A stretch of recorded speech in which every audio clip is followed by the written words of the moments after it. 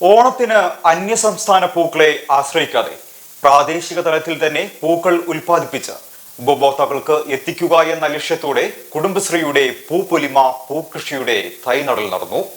പൊന്നാനി നഗരസഭ CDS 1 നേതൃത്വത്തിൽ ഓണവിപണി ലക്ഷ്യം വെച്ചുകൊണ്ടുള്ള ചെണ്ടുമല്ലി പൂക്കൃഷിക്ക് തുടക്കം കുറിച്ചു. വാർഡ് 19 അമൃത JLG അംഗങ്ങളുടെ കൃഷിയിടത്തിൽ നടന്ന ചെണ്ടുമല്ലി നടീൽ ഉത്സവം നഗരസഭാ ചെയർപേഴ്സൺ CV സുധ ഉദ്ഘാടനം ചെയ്തു.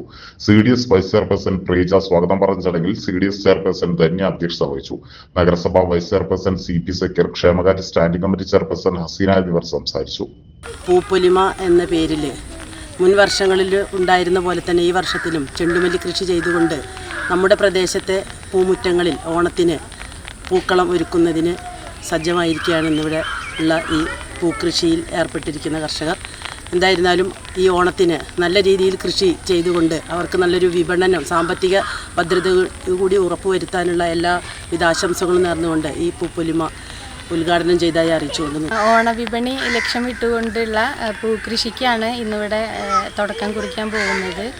നമ്മുടെ വിവിധ വാർഡുകളിലായിട്ട് JLGകളിൽ ഒരുപാട് നമ്മുടെ അയൽക്കൂട്ട അംഗങ്ങൾ നല്ല കൃഷിക്കാരായിട്ട് പ്രവർത്തിക്കുന്നുണ്ട്.